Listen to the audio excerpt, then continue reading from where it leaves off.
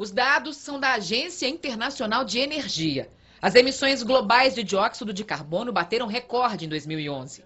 O mundo produziu 31,5 gigatoneladas de CO2 no ano passado, um aumento de 3,2% em relação a 2010.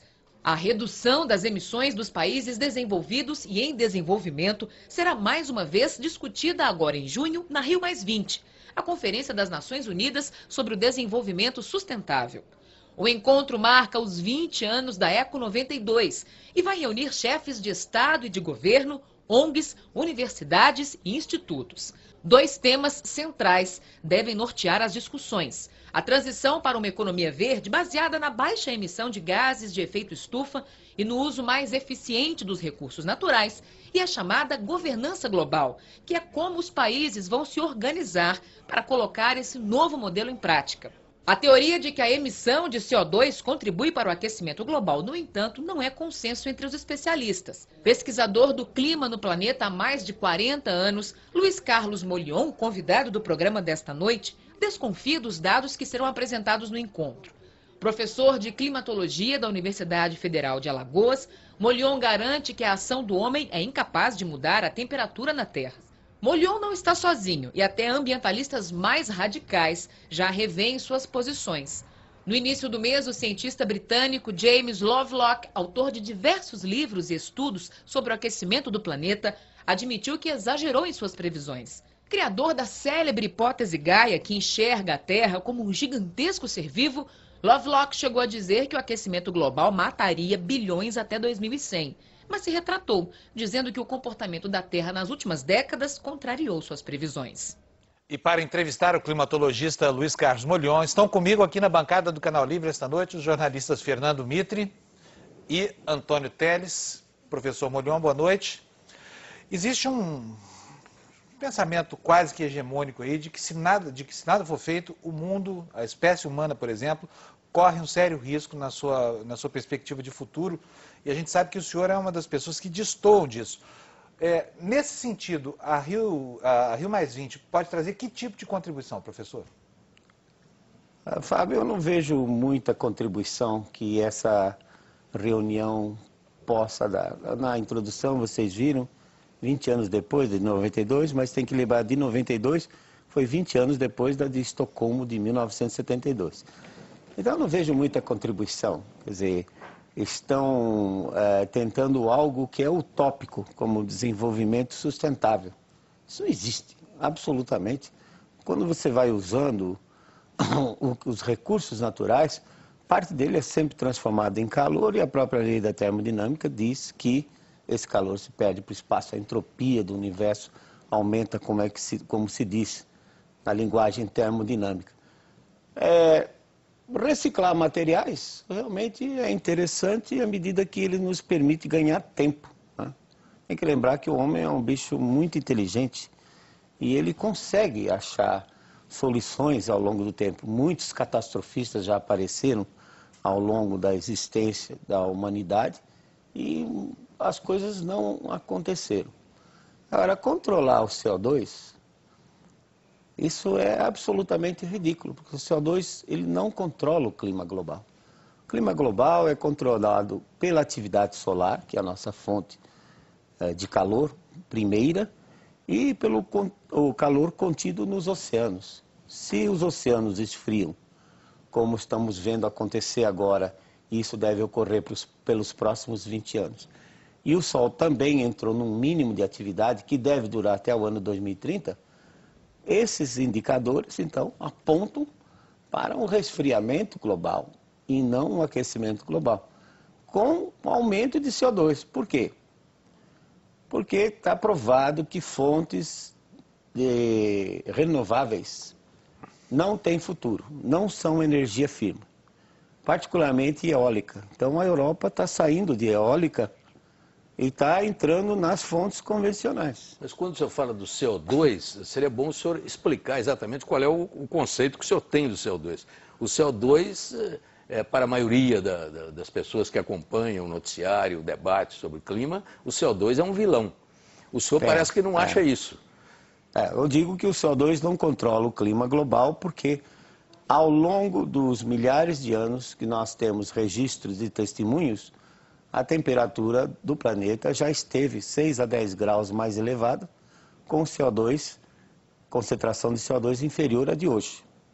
E nessas últimas décadas, nesses últimos 15 anos, o CO2 tem aumentado em concentração, mas a temperatura tem se mantido estável e até declinado um pouco nesses últimos 10 anos, com base nos dados de satélite. Os dados de satélite, eles são melhores do que os termômetros em terra, que os satélites cobrem a superfície dos oceanos e os continentes. Então, se o CO2 está aumentando e a temperatura está em ligeiro declínio ou estável, isso significa que o CO2 ele não influi. Não influi. Agora, quando o senhor diz que a temperatura está caindo, quer dizer, nós estamos caminhando para um esfriamento, parece que isso é uma boa notícia, porque vem contra a ideia do aquecimento. E não é bem isso. O esfriamento pode ser, dependendo da perspectiva, até pior do que o esquentamento, Exatamente. do que o aquecimento. Então eu queria que o senhor explicasse. Um país como o Brasil, o que pode acontecer no Brasil numa fase de esfriamento? Então, Mitri, nós temos registros históricos de que toda vez que a temperatura, o clima teve sua temperatura aumentada, o clima foi mais quente, isso foi bom para a humanidade. Tá? Sempre, sempre, sempre que houve aquecimento, período romano, na Idade Média, tá? Em que a temperatura aumentou, chovia mais, a agricultura era mais farta, tinha mais riqueza. E ao contrário, toda vez que a temperatura diminuiu, trouxe realmente situações catastróficas para o homem. Ao responder a sua pergunta, no caso do hemisfério norte, esse resfriamento, que vai ser pequeno, na média global, talvez não passe de meio grau, abaixo do que está hoje. Mas vai ser sentido por invernos rigorosos, que vão ocorrer no hemisfério norte, né, temperaturas bem mais baixas no inverno, que vai levar a um consumo maior de energia e, portanto, de petróleo, como aconteceu, como nós vimos na introdução. E para o Brasil, nós vamos ter invernos mais rigorosos, com temperaturas mais baixas, geadas no sul, sudeste. Vale lembrar que esse último período frio, ligeiramente mais frio, de 1946 a 76, literalmente acabou com o cultivo do café no Paraná. O oeste do Paraná cultivava café, que você lembra bem, mas depois... As geadas. Porque essas geadas, num período como esse, em que os oceanos, particularmente o Pacífico, permanece frio, as geadas, elas têm um período de acontecimento mais amplo. Você pode ter geadas, por exemplo,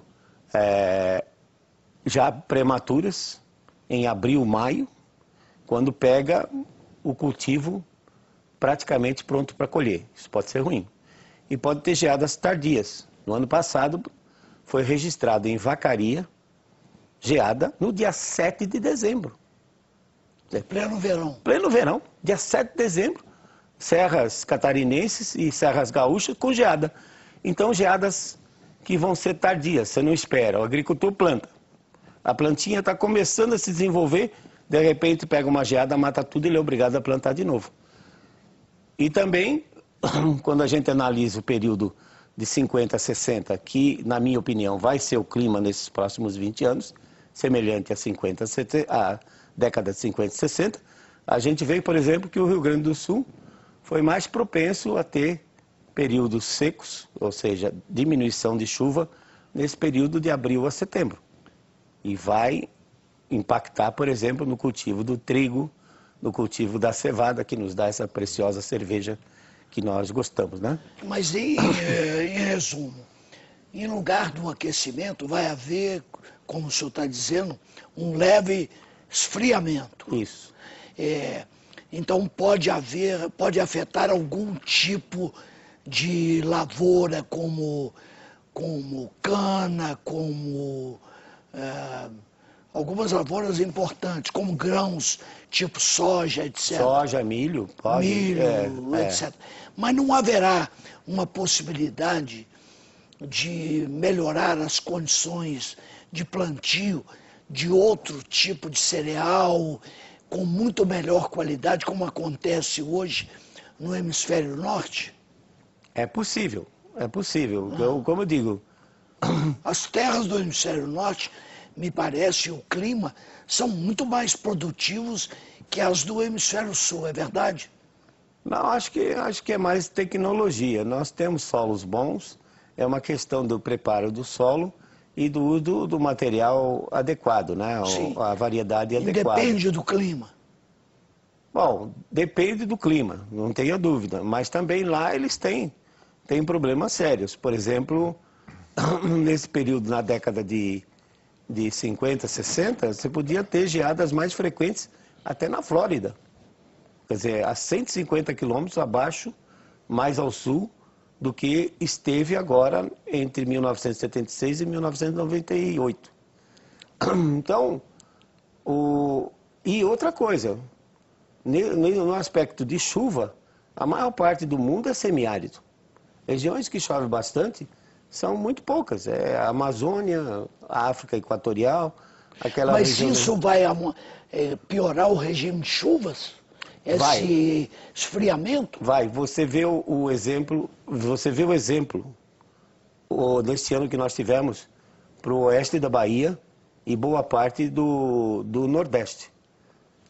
Que esse tipo de clima mais frio, durante o verão, particularmente de janeiro a março, que é o que chove mais nessa região, ele pode sofrer veranicos, quer dizer, que são esses períodos de estiagem que podem durar 4, 8 semanas. Mas, professor, o Nordeste com menos chuva vai ser uma tragédia enorme, né? Mas é lamentável, Mitri, porque quando você separa, as pessoas tendem a analisar, por exemplo, se eu tenho uma série de dados de chuva desde 1940, então eu analiso de 1940 a 2010. Não é assim que se faz. Você tem que ver os estados climáticos. Então, se eu estou num período em que os oceanos estão mais frios, como foi de 1946, 44 até 1976, aquilo estabelece um regime climático. Então eu tenho que analisar a chuva naquele período, comparado com outro período que ficou mais aquecido, de 76 a 98. Então o que eu percebo? Que no período aquecido choveu mais.